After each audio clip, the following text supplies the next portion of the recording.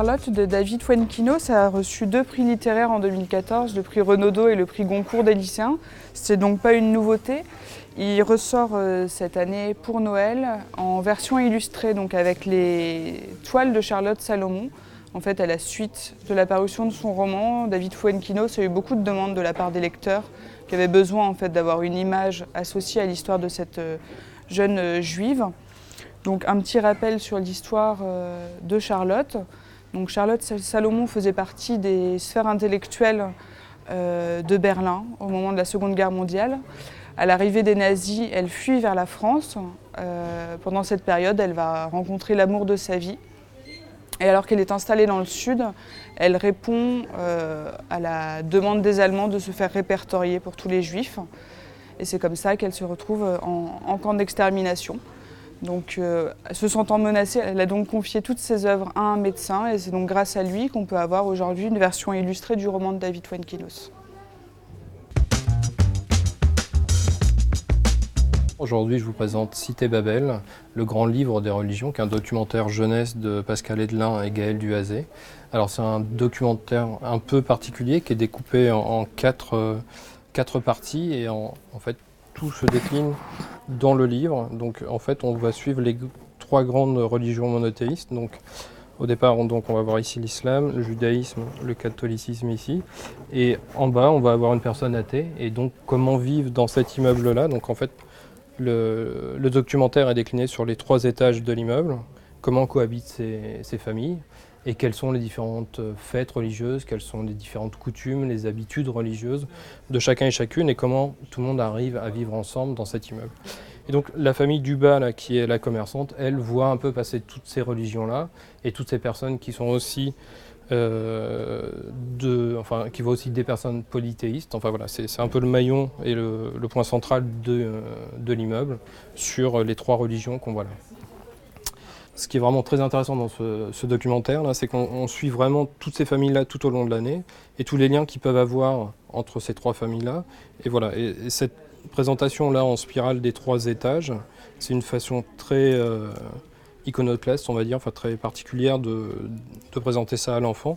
Et donc, il y a systématiquement un petit texte qui vient expliquer le contexte de la cérémonie et comment la famille décline ça, lui, aujourd'hui, dans sa vie de tous les jours. Et donc la toute dernière famille, qui est la famille commerçante, elle voit donc passer des gens qui sont plus polythéistes. Et donc on raconte aussi, on décrit un peu la vie des personnes d'autres religions. Donc Une braise sous la cendre est une nouveauté en roman adolescent de Saba Tahir chez Pocket Jeunesse. Alors, on va se retrouver un petit peu dans la lignée de Hunger Games, avec des héros qui sont des adolescents.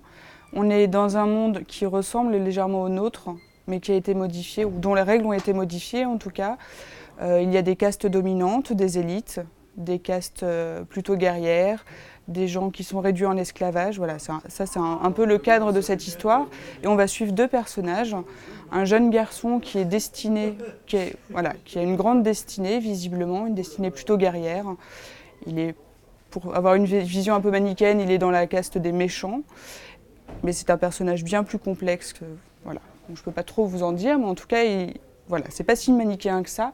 Et on va suivre également le destin d'une jeune femme qui s'appelle Laïa, dont le frère a été enlevé par la caste dominante, par un masque, et qui, elle, va tout faire pour intégrer ce groupe dominant, pour donner des informations, pour pouvoir libérer son frère. Voilà, c'est une vision un peu sombre du monde, mais que les ados aiment bien. C'est plein de suspense, c'est très très bien écrit, ce qui n'est pas toujours le cas en littérature adolescente. C'est vraiment un très bon roman ado.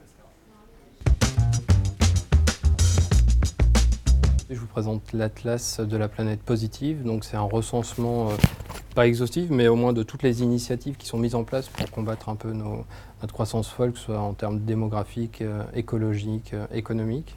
Donc voilà, donc c'est un peu une vue de synthèse de tout ce que les gens font et mettent en place tout à travers la planète sur comment combattre les perspectives qui ne sont pas vraiment réjouissantes pour nous, quoi. Donc tout ce que les sociétés alternatives où les fonctionnements alternatifs ont pu être mis en place pour combattre un peu ce que l'on vit actuellement.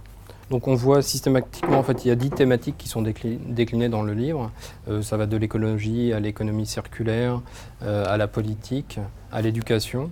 Et donc sur chaque partie, sur chaque chapitre, en fait, on a un planisphère qui vient situer en fait chaque initiative. Donc on voit à peu près qui fait quoi et dans quelle proportion. Donc on sait à peu près quel pays, enfin quel continent, on va dire, actionne plus ou moins sur certains leviers et fonctionne plus ou moins bien sur ces leviers.